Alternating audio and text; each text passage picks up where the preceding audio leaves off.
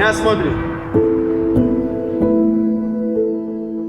В России более 400 тысяч сирот. Все они детьми пережили трагедию, предательство или смерть родителей. С ранних лет они учатся выживать, несмотря на чувство абсолютного одиночества и равнодушия мира. В детском доме сталкиваются с постоянным насилием, рано знакомятся с алкоголем, наркотиками, оказываются втянуты в преступления. Не имея опыта самостоятельной жизни, не могут преодолеть бытовые трудности, найти работу и часто после выпуска попадают в тюрьму. Казалось бы, государство должно их наставлять и оберегать, но оно пользуется их слабостями. Сироты стали настоящим ресурсом для отправки на фронт в Украину. Им предлагают идти на СВО, обещая квартиры, деньги, снятие судимостей и психиатрических диагнозов, которые в детских домах часто ставят необоснованно, но которые перечеркивают возможность нормально жить. Страна находит людей, которых ей не жалко. В этом фильме мы рассказываем истории сирот, которых склоняли подписать контракт с вооруженными силами. И некоторые из них уже побывали на фронте. Один полгода отслужил в Вагнере, в Бахмуте. По новым законам РФ он вынужден цензурировать их рассказы. Но и в сокращенном виде они звучат страшно. При этом мы не можем не отметить смелость парней открыто говорить о своем жизненном пути. Этот фильм – поиск ответов на вопрос о готовности и неготовности россиян брать в руки оружие.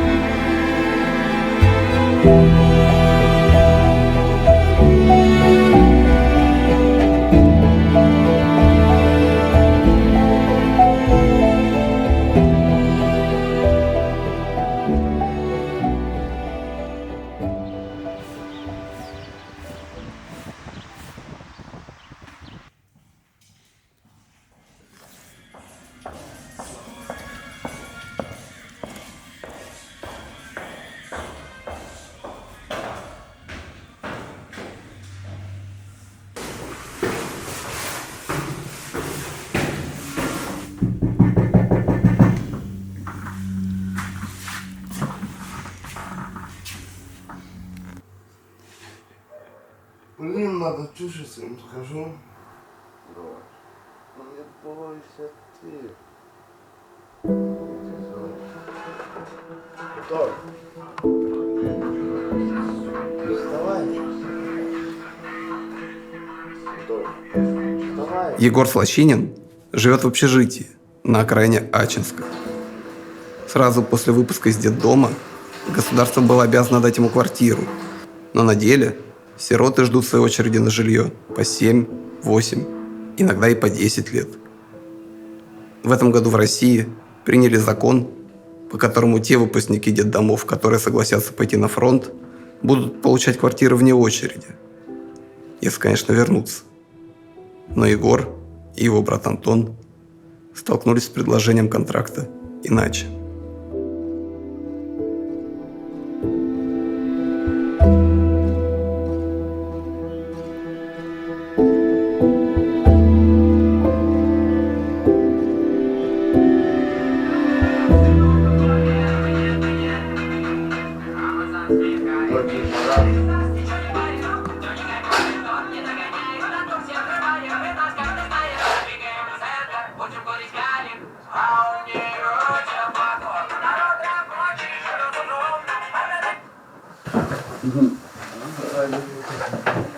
В принципе, ну то, что я здесь живу в общежитии, со мной соседи общительные там, ну, конечно, многие пьют, но я с ними тоже общаюсь все равно.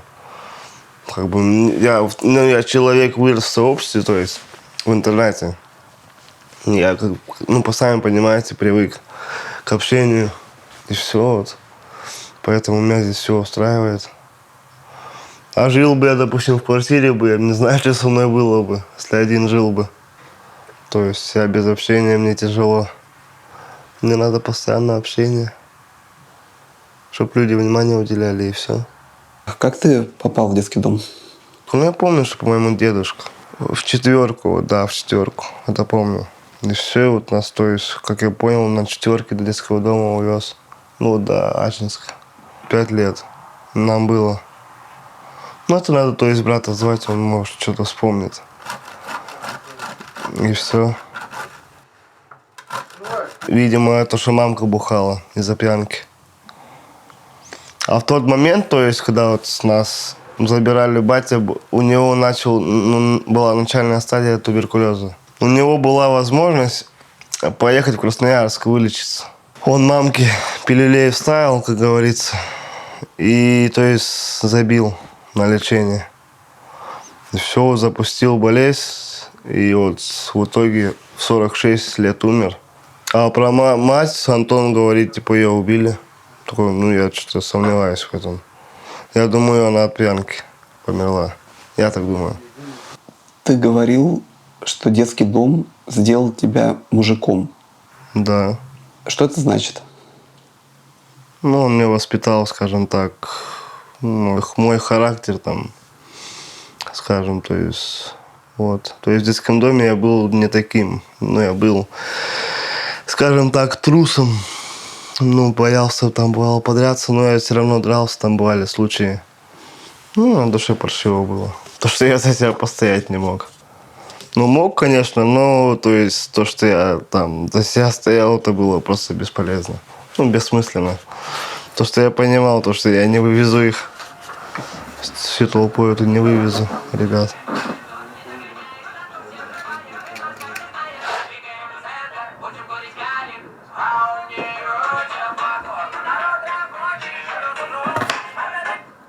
Голову отрезают.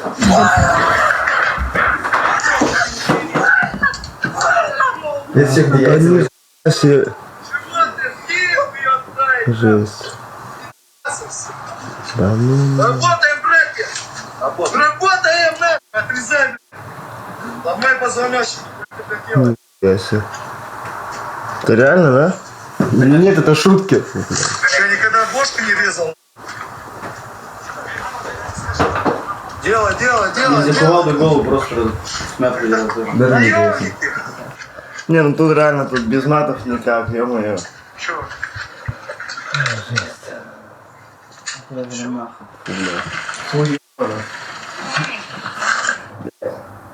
Пойдем курить. Жесть.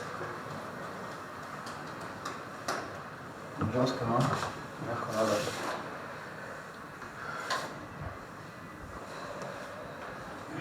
Как на такое смотреть? Ладно, вот это видео, видео посмотрел, тебе этого хватило, если это вживую увидишь. Ну серьезно. Да ну ты же там постоянно пьяный. Там тебе поезд закроют. Ну это реально. Я не знаю. Ой, не знаю даже, что сказать на это. Не, ну вот я бы, ну, как бы голову отрезать не смог бы. Вот, может, убить бы смог, убить. Да то же самое, что просто перерезать. Не, может, я убить бы, может, убил бы, а чтобы голову отрезать Прикиньте, прикалывай. живому человеку. Я даже не знаю. Я бы не смог.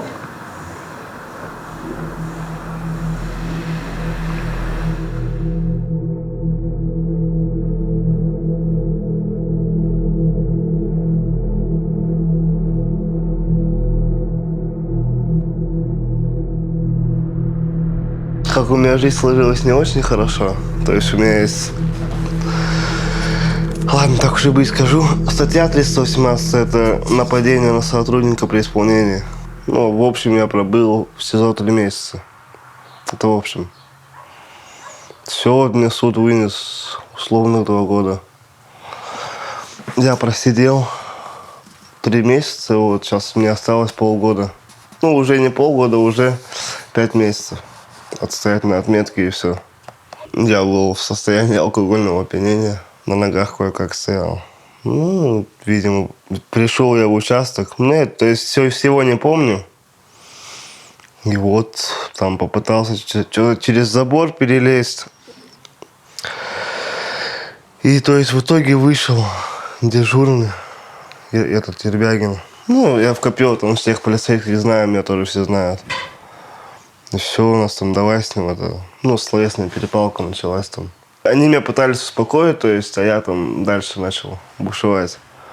И все, и вот в ходе этого, как я бушевал, что-то мне не понравилось. Я, короче, Ербягину удар по лицу один нанес. И 10 раз по ноге пнул. Вот все мои действия. И потом меня закрыли в обезьянник. Как говорится, синька чмо. То есть я вот пришел в ФСИН на отметку. Ну, не на отметку, а вставать на учет.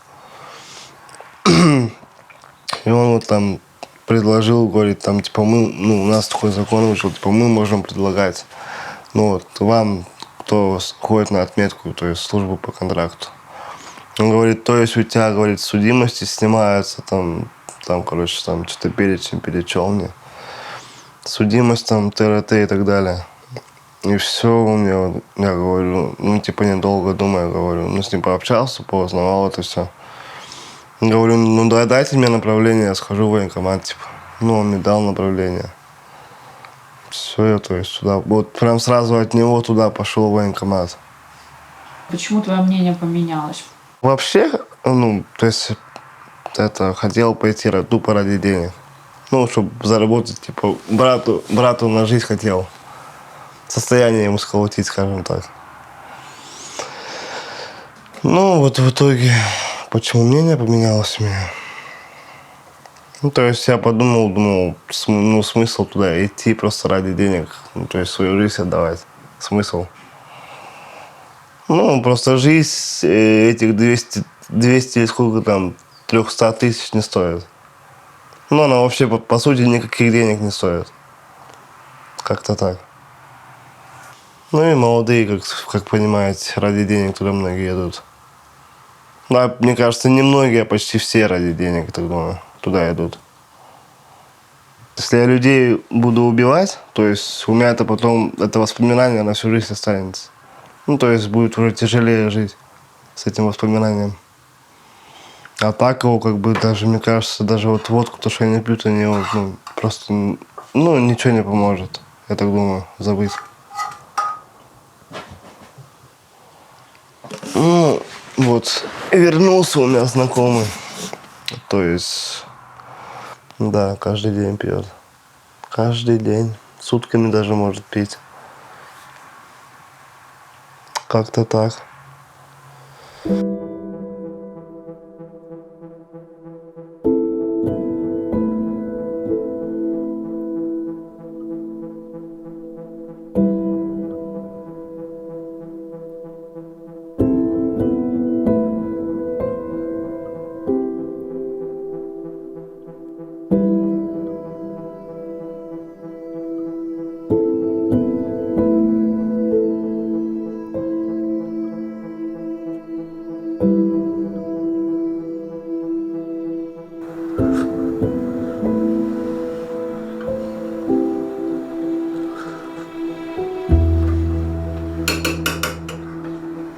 Я не работал, вообще не работал. Для меня это было тяжело, то, что просыпаться даже просто было тяжело. После чего я начал заниматься преступной деятельностью, то, что начал воровать, грабить тоже начал. После чего меня закрыли на 3,5 года. Вот на СИЗО сидишь, когда вот накрыто сидишь, там отсидишь в 4 стенах, то, что там тебе не выйти никуда, ничего, ты сидишь постоянно. Вот, как, грубо говоря, вот как мы здесь сидим сейчас, да, только там у меня нету ни диванов, ни столов вот таких вот, ни кастрюли, ничего. Там вот сидишь просто, стоят кровати двухэтажные, стоит стол, общак, стоят лавочки, стоит туалет, стоит телевизор, который даже сам ты не можешь переключить, чтобы вы понимали. Переключают сами сотрудники ГУФСИН, переключают. У них есть монитор специальный, пульт, где они переключают. Час мы смотрим СТС, час мы смотрим ТНТ, час мы смотрим то. И каждый канал мы смотрим по часу. Вот так вот, короче. Когда ты приезжаешь в лагерь, там тебе уже свободней. То, что ты там передвигаешься, двигаешься. Как-то так, короче. Был я в местах лишения свободы в городе, в Красноярске, в Абакане. Отсидел я 3,5 года. освободился концом срока. После чего я взялся за голову, то, что начал работать. Мне предлагали контракт подписать, то, что когда я был в местах лишения свободы, приезжали к нам, Пригожин сам приезжал, вот, нас выстраивали, предлагали контракт подписать, то, что пойдете типа на войну так и так. Я сразу сказал нет. Он говорит, почему? Я говорю, да я даже, говорю, обещать, говорю, не буду, я, говорю, не хочу. А мне, говорю, того не стоит. Туда идти, у меня оставался год лишения свободы, то, что вот до конца. Я говорю, идти туда, у меня год остался, говорю, я, говорю, туда не пойду точно, говорю. Да даже, говорю, 5 лет, 10 лет было бы у меня срока, говорю, я бы не пошел бы туда никак вообще. Я говорю, для меня жизнь, говорю, важнее. Я говорю, Господь дал жизнь, как говорится, пользуйся этим. А если будет такая мобилизация, то что там прям 100% все придется идти, прям 100%, так же, как вам, понимаете, то, конечно, придется, я никуда не денусь, понимаете. Также я уверен, что и вы пойдете. Или прям такая мобилизация будет, то что прям, нам не то, что, да, типа, будет просто, типа, звонить, предлагать, типа, да. А прям вот будет заходить, прям дома будут открывать двери, заходить, и просто будут тебя брать, и все, в машину ставить, и будут уводить. Ну, там ты ничего не поделаешь. Там тебя сразу могут расстрелять. Ты просто то, что ты будешь, как она говорится, предал то, что родину, или как она правильно говорится, то, что...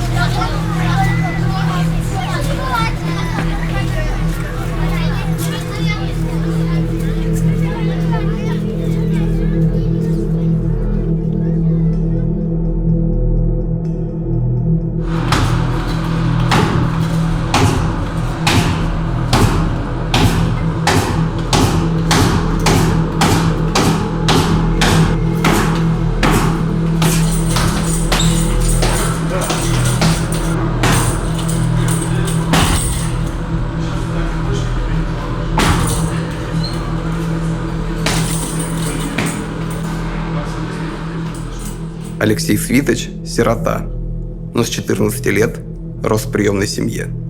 Ему 23 года, и он решил стать призывником. Дело не в желании служить в армии. Без военного билета его не берут на работу, но идти на фронт он принципиально не хочет.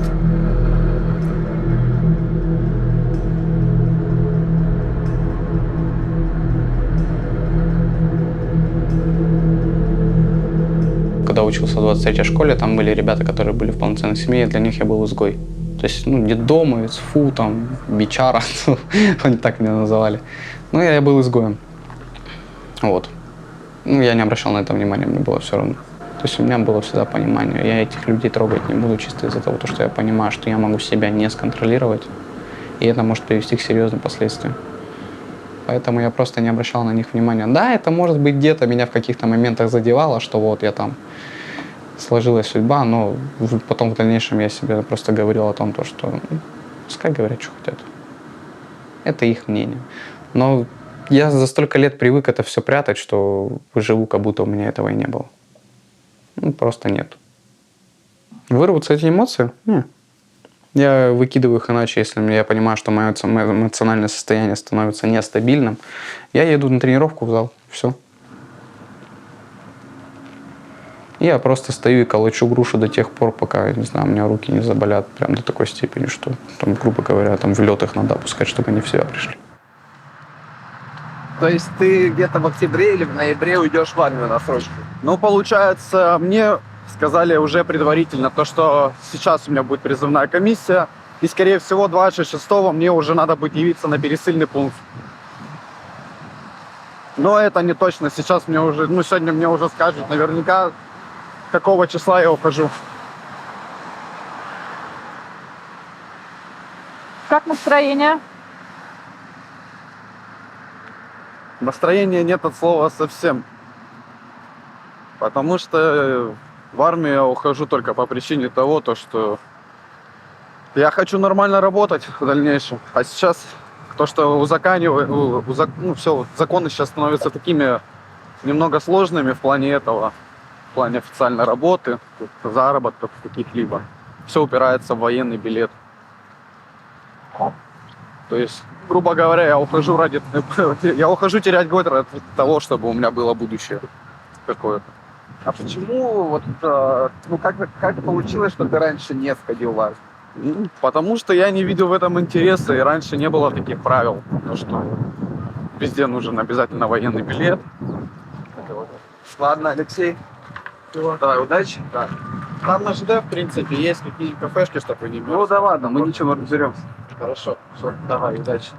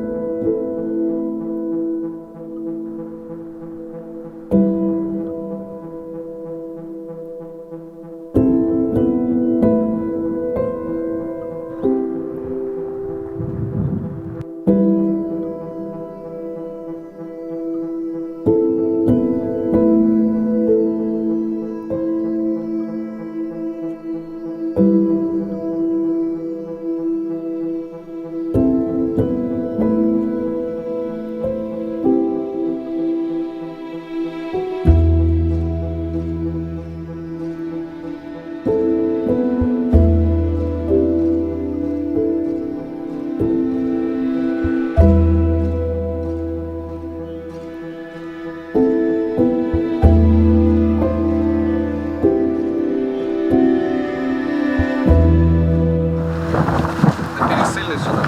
3 числа, 3 ноября. Вообще, если честно, интересно было их выслушивать. Они бы лучше бы просто сказали, какое число, и все. Они там ораторскую свою речь опять начали петь. Куда? Так. Сухопутные, сказали. Вообще войска. Я рос с бабушкой. Мама умерла, когда мне было 2 года. Она повешалась, отца посадили за... Ну, можно сказать, подставили его. Приписали статью 105. То есть убийство. Все, рос с бабушкой. Она забрала нас под опеку с сестрой. Сестру она отдала в приют, а я рос с ней.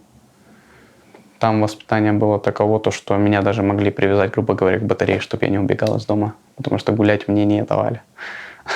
Такое совсем нестандартное воспитание. И получается, у меня преподаватель увидел рубцы на теле во время переодевания на физкультуру. Ну и все, и на этой почве преподаватель увидел, пожаловался в опеку, начались проверки. И по итогу, как оказалось, то, что это не есть нормальное воспитание, меня отправили сюда сначала в приют. Год я пробыл еще в приюте, и потом уже попал в детский дом. А у нас как гладиаторские бои, можно было сказать, были.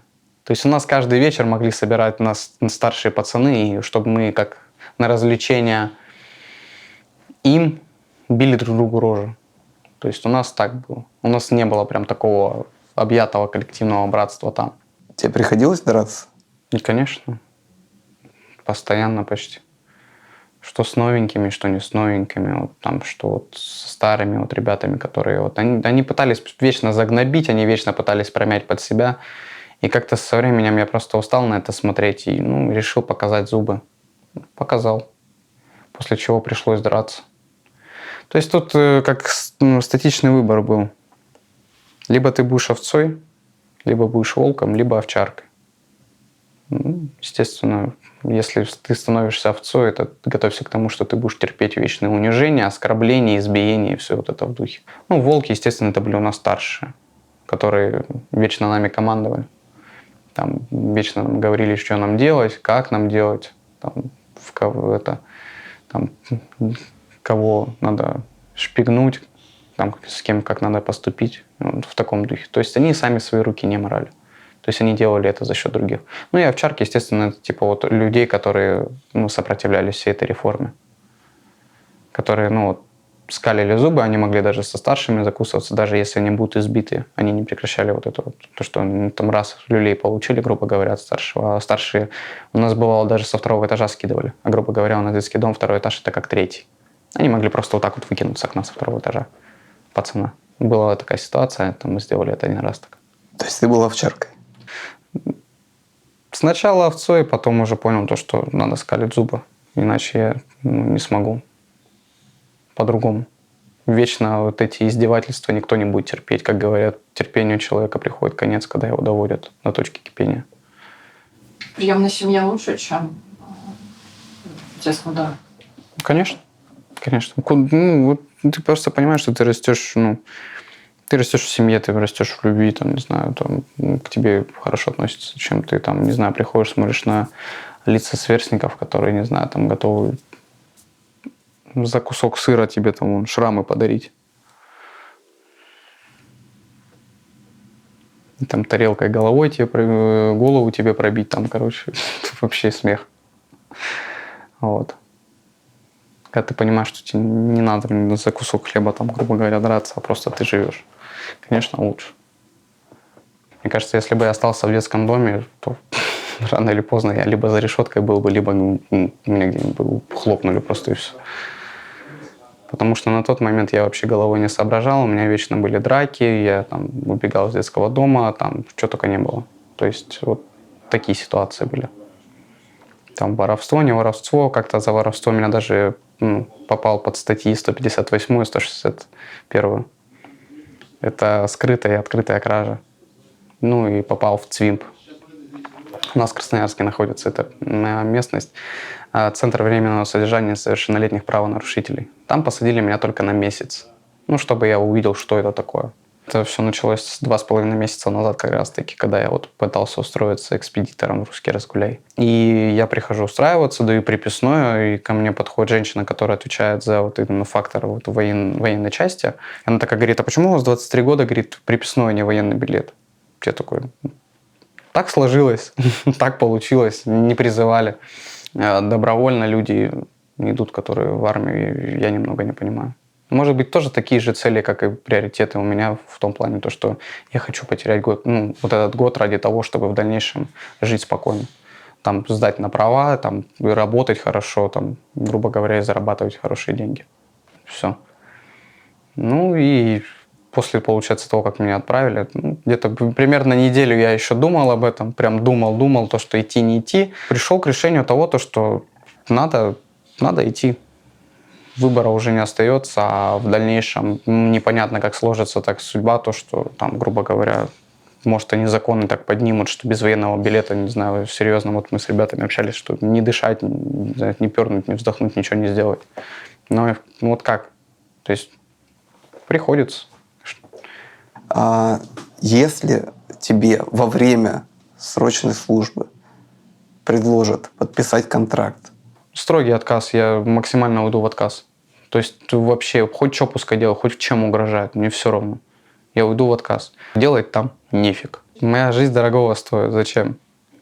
Я хочу семью, я хочу детей, у меня есть свои цели, у меня есть свои приоритеты. Почему я должен это менять на что-то подобное? Проливать чужую кровь тем более. Не понимаю, все взрослые люди всегда, как вот меня с детства всегда учили, всегда можно решить все словами, не кулаками, не там, к чему эта кровь.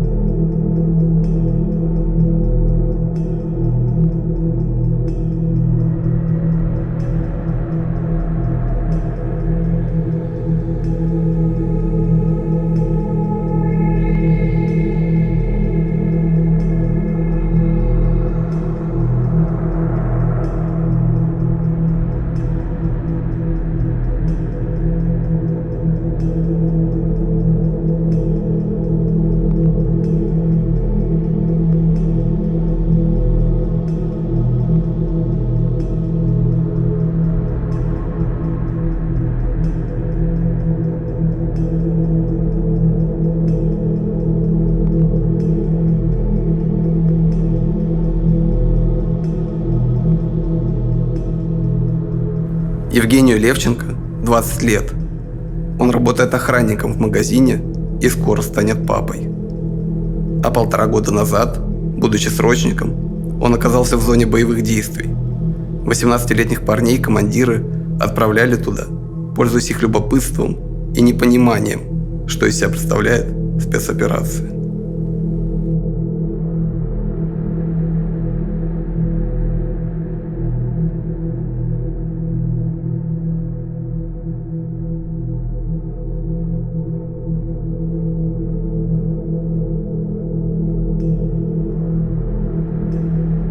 Расскажи, как ты попал в детский дом? Сколько тебе было лет и что это был за детский дом? Я не знаю. То есть, с рождения, может, может, с 3 лет, может, с 2. То есть я не помню этот момент. Дрались. Один другому говорит, давай поиграем в волейбол. Он отказался, просто взял, отказался. Тот начал его душить, а пол был бетонный. И как ударил его о пол, вызвали скорую. То есть он лежал весь в крови, голова в крови.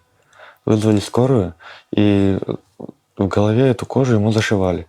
Того посадили в детскую колонию. То есть в натуре было. После того, как мне исполнилось 18, я ушел в армию. Да, сам пошел. То есть пришел в военкомат, сказал, то есть я хочу служить. Я прошел врачей за день, и через неделю меня уже в военкомат призвал, то есть и все, с сумкой. Отвезли на Пересыльный, а оттуда нас уже раскидали кого куда. Поначалу, как только мы начали, учили устав. Сидели, зубрили. Потом на поля вывозили, стрельбища были. Кто чем занимался, кто за дровами, кого на поваров поставили, то есть назначили. И все в этом духе. То есть, а такими делами, в общем, мы не занимались там. Потом, с полях нас забрали уже. Сказали, кто хочет. Ладно. Что кто хочет? Ладно, промолчу. Вроде, да, все нормально вроде. Все хорошо было. Ты сейчас рассказывать, как вас за ленточку? Да. Расскажи в общих словах. В общих словах. Допустим, собрали весь строй. Кто хочет за ленту, то есть, нам интересно стало. То есть, я другу сказал, он мне говорит, если ты выйдешь, выйду и я. Он вышел, я вышел. То есть, и нас собралось человек 6-5. И нас забрали. Из всего этого строя 6-5 собралось. То есть, все, едем, надписи украинские, то есть уже не русские. То есть есть же вывески, магазин, киоск, то есть, а там уже все на украинском. Мы уже поняли, что мы уже на Украине. Объяснили, что на укрепление поехали. Как город не выглядел. То есть заброшенный город. Дома были разгромлены. Как Чернобыль. Сначала интересно было, а потом не так уже. Там же заброшено все было, то есть школа и садик. А у нас были спальники. То есть у кого что было, у кого их не было, у кого бушлаты были. Кто под чем спал. То есть мы в школе, в садике, то есть были шторы, одеяла. То есть все это мы искали и уже этим укрывались. А что вы делали все это время? Заряжали град. То есть украинцев нам привозили. Мы их охраняли. То есть в основном заряжали боемашину, это град есть. То есть вот эти 40 снарядов в нее вмещаются, и мы ее заряжали. Потом она отъезжала и уже стреляла. А там были мирные жители вообще?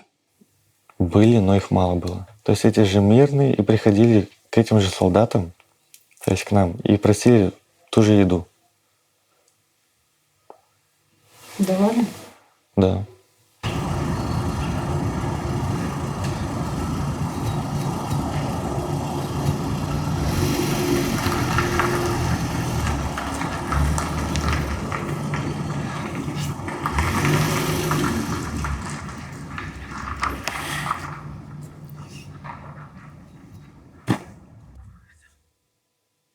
это глупо, конечно, но просто туда пошли из-за интереса. То есть я не помню, какую сумму обещали, но в общей сложности всем по 54 тысячи выплатили. По 53, по 54.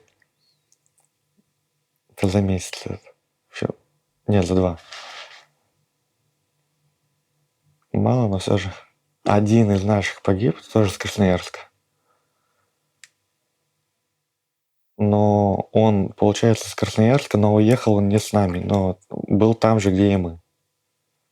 Зовут Дага. Мы с ним общались. Вроде хороший. Паренек был вообще прям хороший. Но у него свои планы на жизнь были. Прийти с армии, начать работать. Но что-то пошло не так.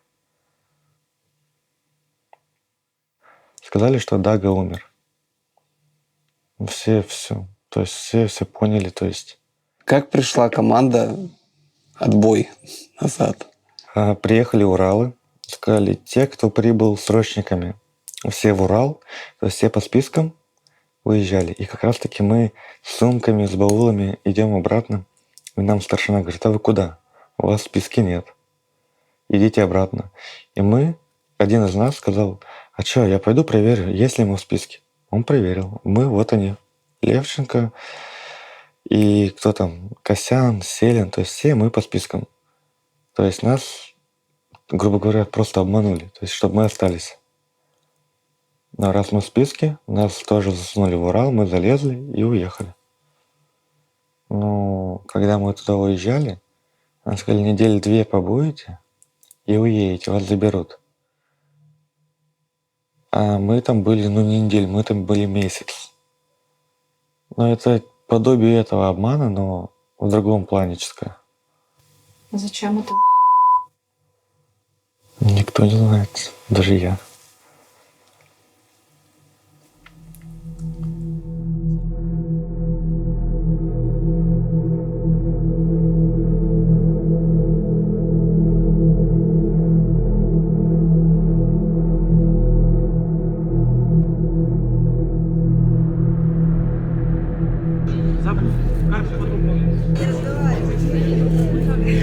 Что теперь, дядя?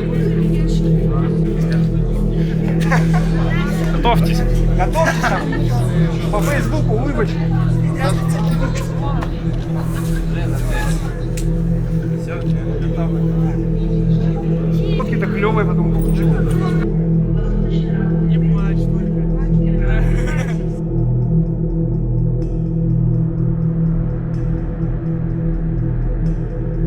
Может, ребенок какой у тебя больше.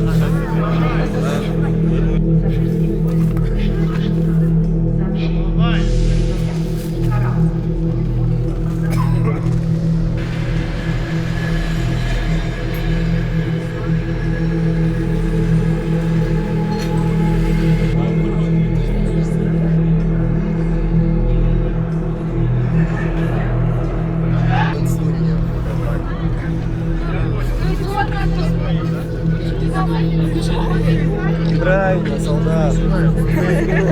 Я солдат. Вертогожин, Варевович, Весём. Я. Нарисуй. Илюша. Нет. Молчан. Нет. Коняшка. Нет. Прав.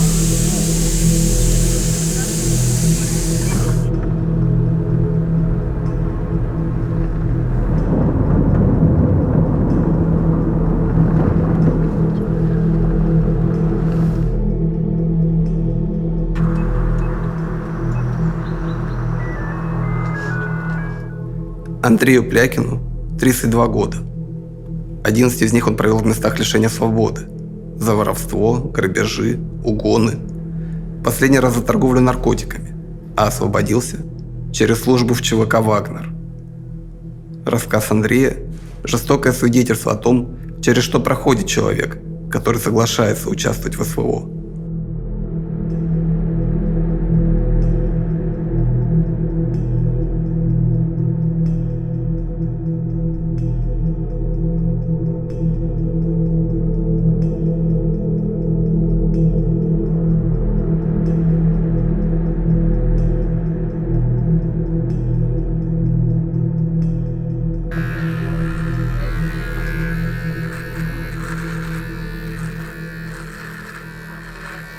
Пашка шофером был раньше. Весового уже.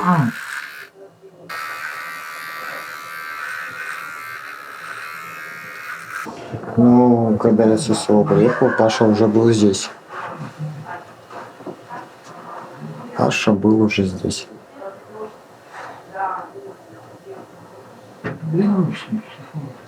Ну, у него дом Весового есть. Старый заброшенный дом, где там мама жила его.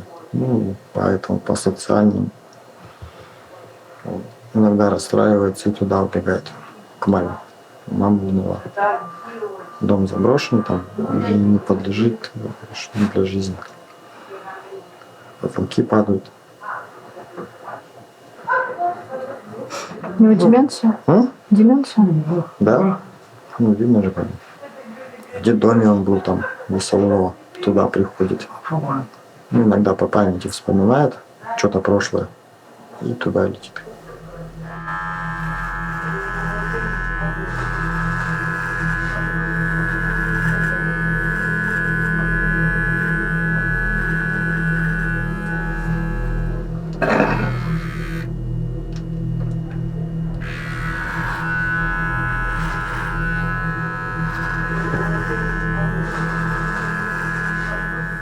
Как приехал в ССО, сразу работать пошел. Социальная помощь людям. Помогаем бабушкам, дедушкам. У кого там выгнали, кого-то там родственники, допустим. Или соцзащита звонит, там заберите, там просит. И те там, кому вообще жить нет, там, с улицы подбираем. Вот так. 14 человек. Кормим, обуваем, там, одеваем. Дома убираемся у них. Снимаем для них жилье там и вот оказываем услуги в поддержку им. Кто-то просится на работу. Вот сегодня Витю на работу устроили. Дедушка у нас один есть. Скучно ему там. Попросился на работу. Устроил на работу его. Помещение нужно, чтобы всех в одно место. Чтобы была у них столовая общая там. Обеденный зал был общий. Кухня была общая. Ну, будет для нас более удобно. Ну и им как бы тоже будет удобно. В детский дом я попал. У меня умерла мама. Отчим от меня отказался. Отправил меня в приют. С приюта меня перевели в детский дом, в интернат. И все, вот так. Потом отчим умер. У вас с мамой хорошие были отношения? Очень хороший. 9 лет мне было. Постоянно хотелось домой. Свободы хотелось. Ну, как бы я не мог, сколько там лет, наверное, 8 или 7 пробыл в этом детском доме, и не мог свыкнуться, что вот он мой теперь дом. Убегал оттуда, там, убили за то, что убегал. Убежал, поймаете, там были изоляторы, настоящий, там кровать двухъярусная стояла, там туалет, маленькая форточка с решетками. Так, как в тюрьме. Если народу много, ну таких, как, допустим, кто убегает там или кто ворует, их закрывали в спортзал. Спортзал на первом этаже, окна тоже все с решетками. Закрывали, там приходили старшики и начинали мутузить. И такое исправление там администрация давала там. Кому там 3 дня, там, кому 5 дней, там. Кто там, допустим, 5 дней побыл, там, он пришел, там, воспитатель, вот тебя надо амнистировать, иди выходи. В детском доме были порядки. Ну, кто сильнее, наверное, тот может выжить.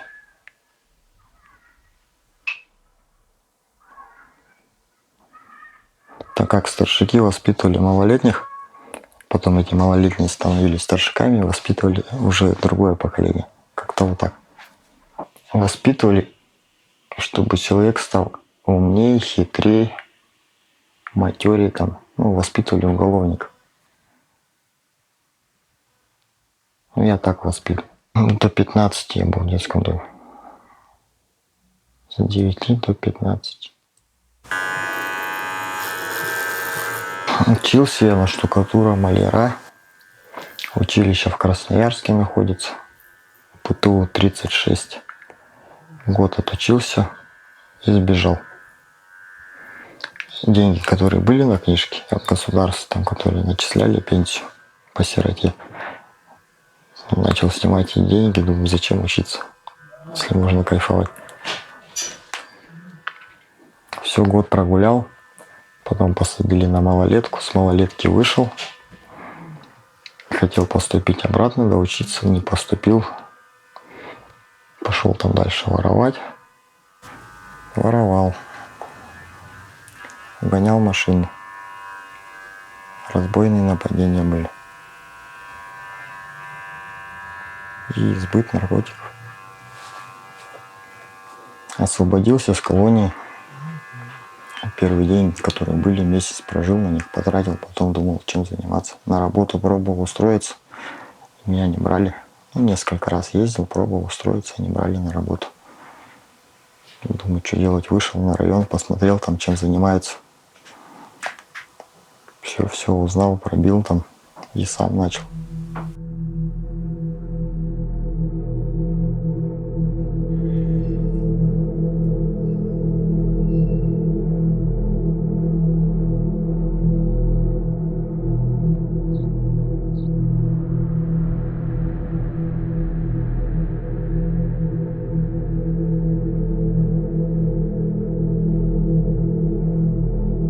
Сам построил судьбу. Я же мог отучиться, поступить куда-нибудь в университет. И дальше. Чем убегать там и там того. Воровать. А почему я начал воровать? Потому что в детдоме я не научился, что можно работать и зарабатывать деньги. Я не знал, что такое работа. Я научился воровать, потому что жил на халяву, воспитание у меня другое. А когда вышел, что делать-то? Кроме как воровать, я больше ничего не умею. Сколько лет вы суммарно провели в местах лишения свободы?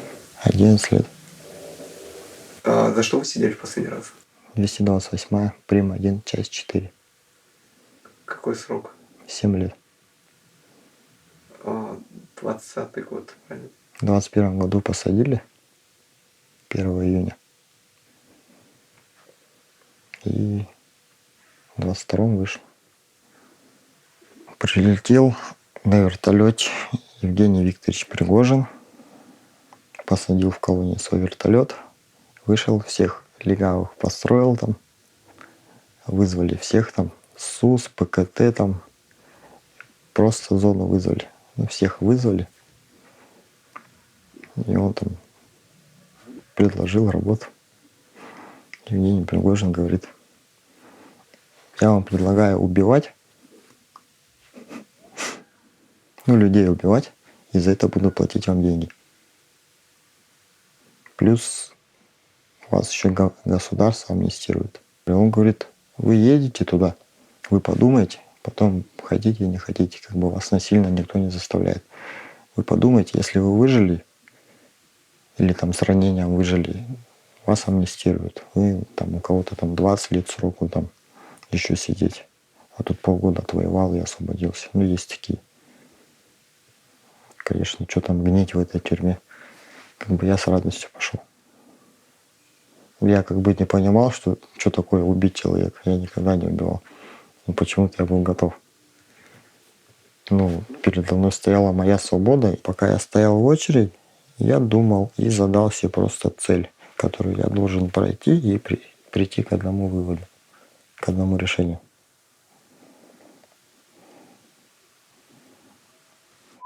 Пройти, убить хохлов и вернуться домой. Там нас выгрузили, переодели, сразу наши вещи забрали там. Это хозяйское. Что там в зоне дали. Дали новую. Уже переодели, рюкзаки дали, ножи дали. ботинки, там, шапки, все дали, короче, спальники, коллиматоры, пайки дали нам.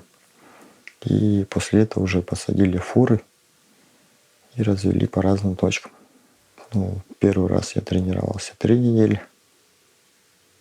Это для боя в лесополосе, когда еще Бахмут был ихний, ну, Хохлов.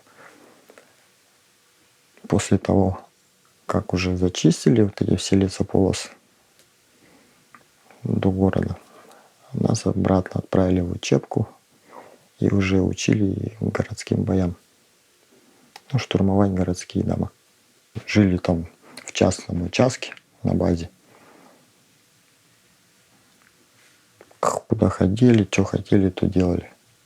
Только не разрешалось пить, наркотики не разрешалось, изнасилование и мародерство мирных жителей.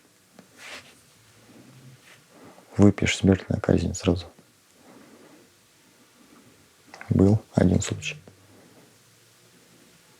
Вы прям видели? Я прям видел.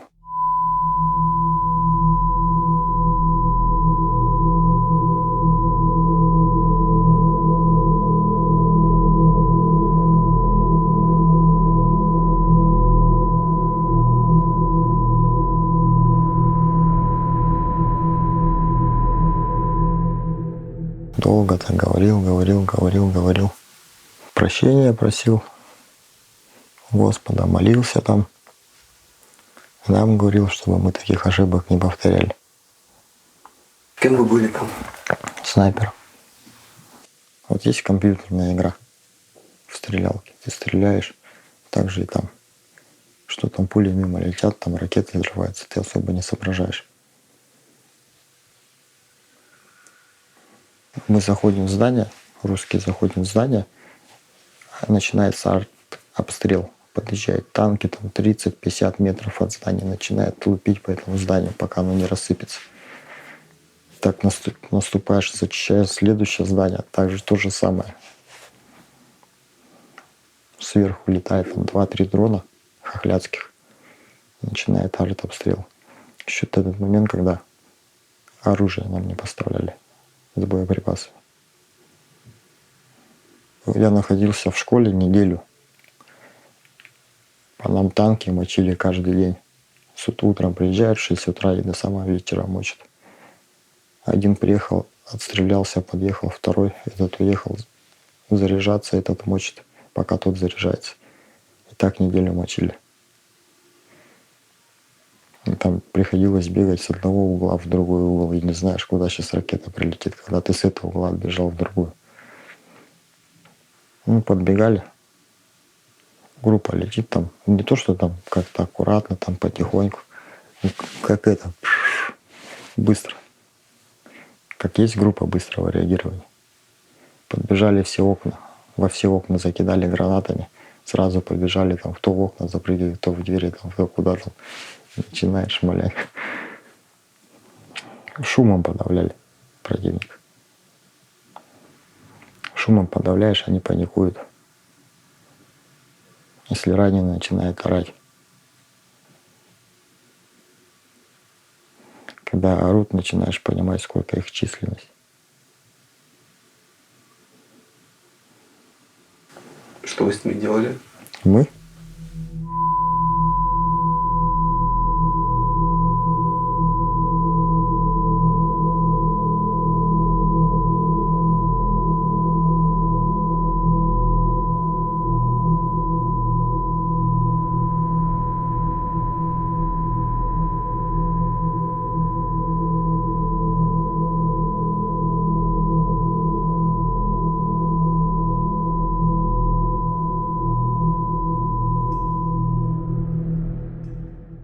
На моем месте даже своих не было жалко.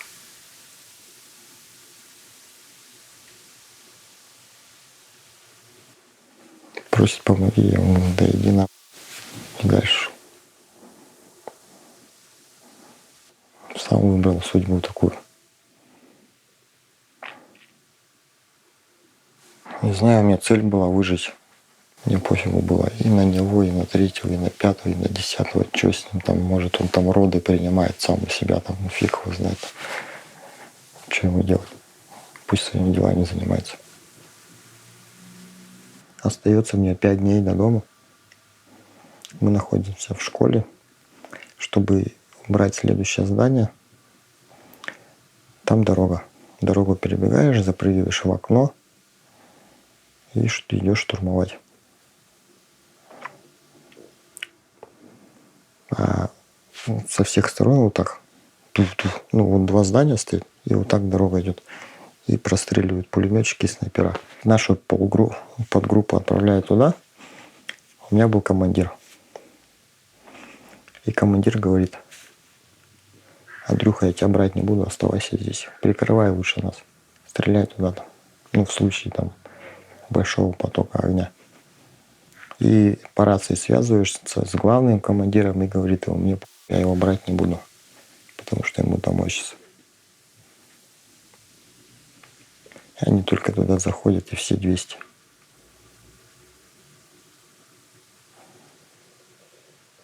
Такой случай был.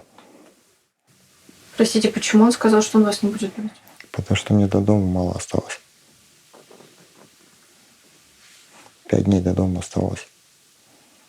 Как вы относитесь к украинцам? Как к хохлам.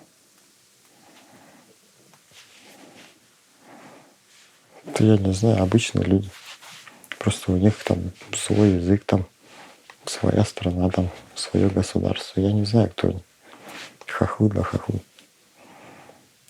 Там он дохлый лежит, я к нему подхожу и говорю: Серега, я же тебе говорил, не надо нарываться на меня. А ты нарываешься. Сдохлый разговаривал. Кодекс правил. Защищая интересы России всегда и везде.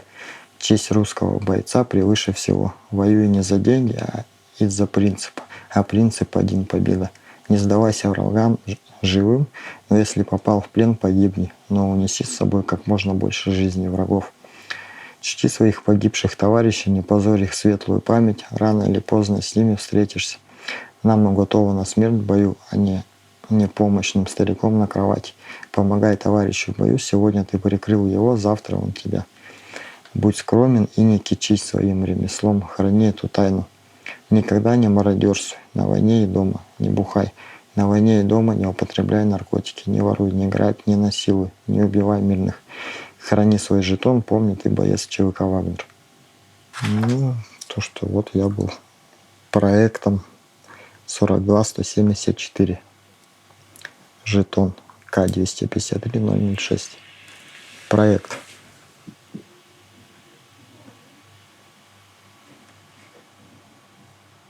Что значит проект? Наверное, подопытный кролик.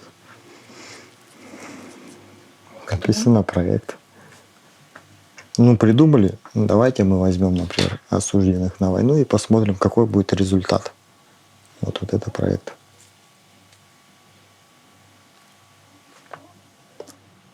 Почему у вас нет статуса ветерана боевых действий? Ну, объясняю то, что мы мы не Министерство обороны, мы к ним не относимся, мы там частная компания. Типа, короче, мы как наемники. Дали нам медаль. Результат же я получил. Меня освободили. Есть документы, что я освобожден. Не хватает этого.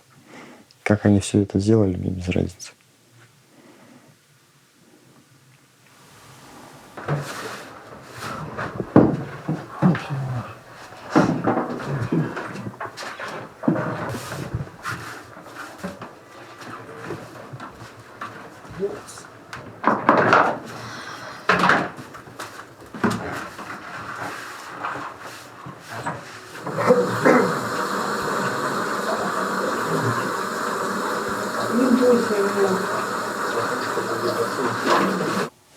У вас никогда не было желания вернуться туда?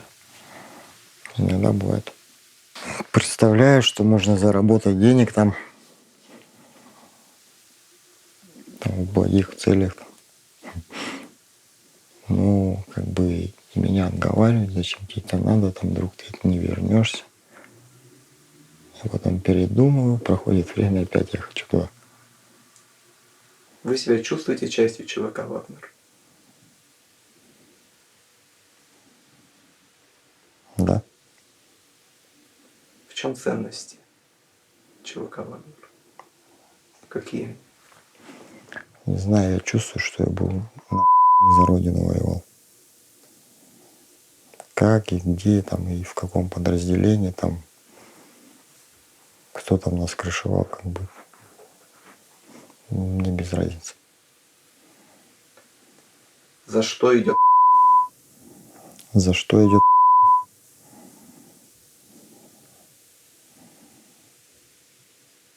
За деньги. За деньги. За деньги. Ну, мне кажется, да, ради денег. Вы сказали, что вы лично воевали за родину. Но идет за деньги. Вам не кажется, что здесь есть противоречия? Какие? Ну, ведь Родина это не про деньги. Родина это... Ну, есть же противник, который также убивает наших, там, и отцов, и там, и сыновей, там, всех. Как бы я пошел воевать, как бы, чтобы, как это объяснить? Ну, за родину, одним словом. За свободу. За свободу страны. За личную свободу.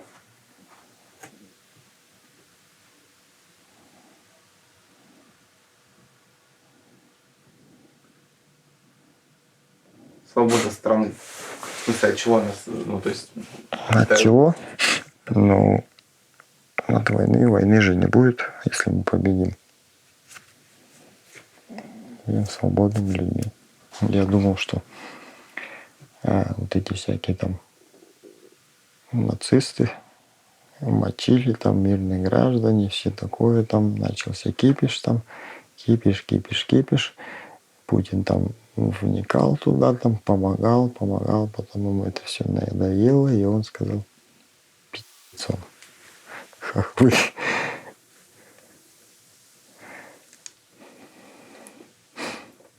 А Зеленский там курнула наш, ему нормально. На войну.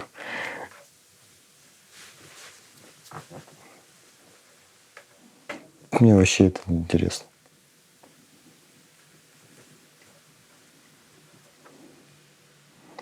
Цель, причина, там тоже вот дроны летали в Москве, там что-то взорвалось, там, или там мост взорвали, там, или там еще что-то, или там новости какие-то в Ютубе есть, там, что пойдут на Москву скоро хохлы.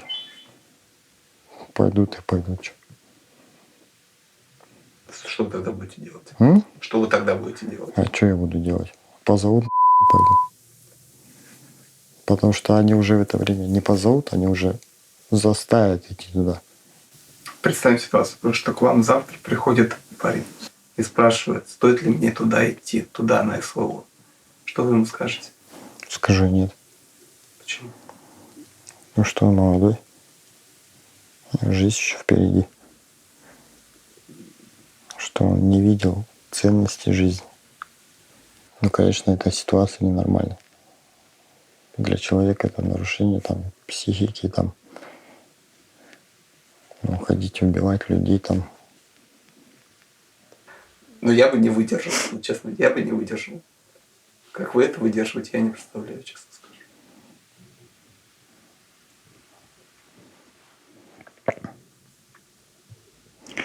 Наверное, больше роль сыграла на лояльное отношение всем вот этим моментам. Помоги там, вытащи там, или там ракета прилетела, да и что с ним? Ничего страшного, прилетела, да прилетела там, или бошку оторвала там.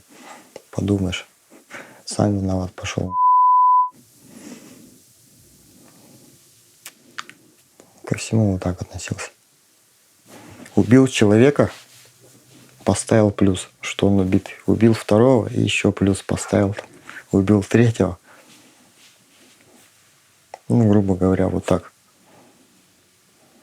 Не надо там его убил там и там плакать, там он умер, там что делать, там я там согрешил там или там еще что-то. Что чувствуешь, когда человека убиваешь? Ничего. Сколько вы убили? Не считал. Считать будешь сложно, жить потом будет. А ты хоть не знаешь, сколько их. Почему вы согласились на это интервью? Надо же душу кому-то открыть.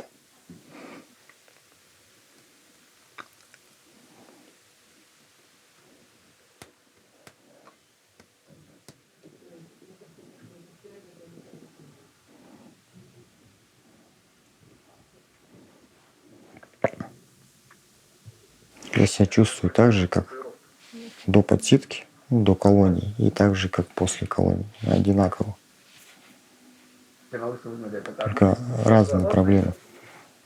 Раньше я занимался наркотиками и старался там или там думал, меня поймают там рано или поздно, надо куда-то убежать. А сейчас я по-другому думаю. Как мне правильно это спланировать, чтобы было времени в эконом, чтобы все хватило, там где-то помещение взять, там куда пойти, там у кого попросить, там и так много моментов. Наверное, ценю то, что шанса больше такого не будет. Что я чуть-чуть побыл в тюрьме и вот освободился. Меня амнистировали. Я понимаю, что мне дали шанс исправиться, когда всегда этого хотелось.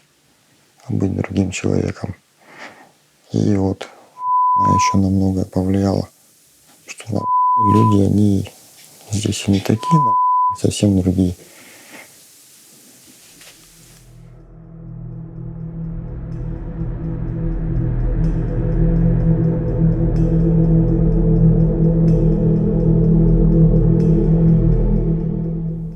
Андрей, у вас к ним есть какие-то чувства?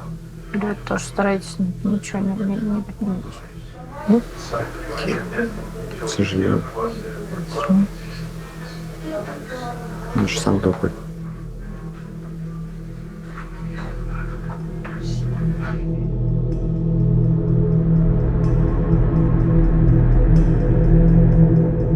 Судьба Андрея становится типичной для сирот. Детский дом, тюрьма, снова тюрьма. СВО кажется им способом вырваться из этого круга. Другого пути государство предложить им не может. Да кажется, и не стремится. Хотя они очень хотят другой жизни.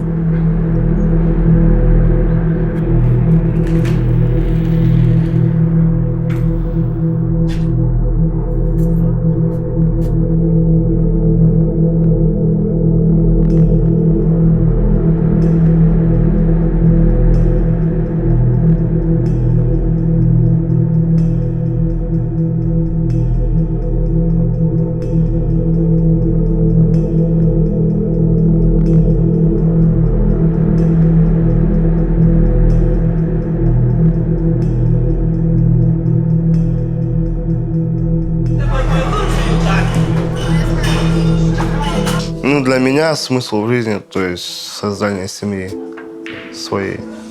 Вот. То есть вот мой смысл в жизни. Я бы смог уже ребенка создать, если было бы свое жилье.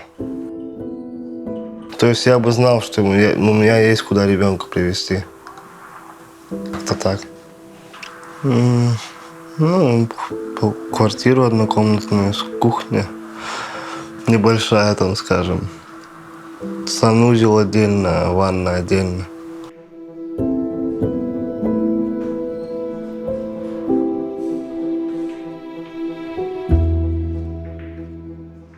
Допустим, в 6 или в 7 утра подъем. Накормил детей, сам позавтракал. В школу их отвел, там, кого в садик. То есть потом сам уже на работу ушел. А там уже с работы пришел, там, сходил, детей забрал. Ну и то есть там жена, если там приготовила, покушать, вот так, короче. Ну и то есть уже свободное время, там, отдыхаешь. Потом детей спать уложил.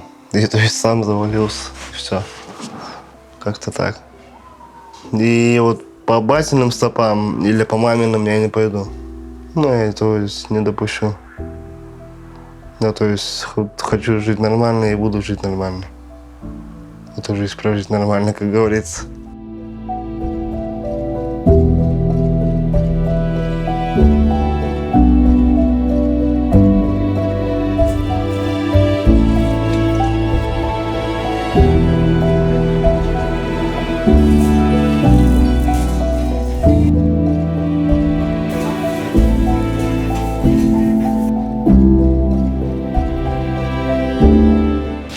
Работаю в службе контроля в Красном Яре, магазин. В работу заключается, то есть следить за то, чтобы не своровали, не украли, не разбили. Ну, все в этом роде. Ну, в ближайшем будущем будет ребенок. Работу, естественно, хочу поменять, так как я работаю в ночь, а лучше, если ребенок будет, я буду работать в день лучше. Квартиру думаю в ипотеку взять, так как не всего можно дождаться. Ага, ну и продвигаться, то есть все лучше и лучше становиться, то есть все выше и выше.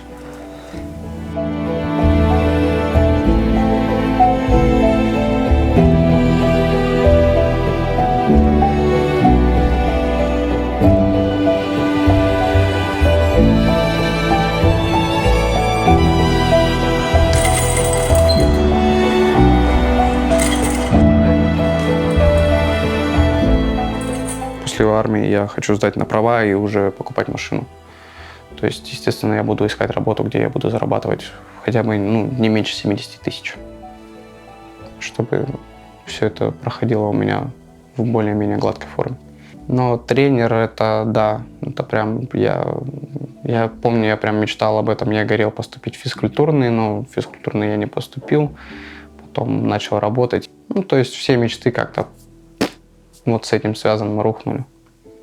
То есть если даже сейчас бы мне, не знаю, грубо говоря, предложили работать тренером, там, научить детям какой-то базе, я бы согласился.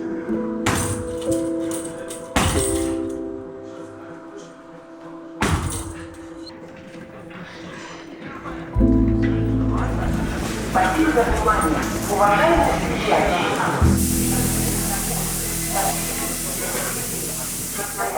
Прибудет в 13 часов. 5 минут. Пятый вагон грузим, 31 человек. Давай. Два зашли. Заходим. 3. Не стоим на проходе, заходим. 5. Чё? 6. 7. Уважаемые пассажиры, пригородный электропорт. До станции Базарь отправляется с 4-го пути. Пригородный электропорт. До станции Базарь отправляется с 4-го пути. Будьте внимательны и осторожны.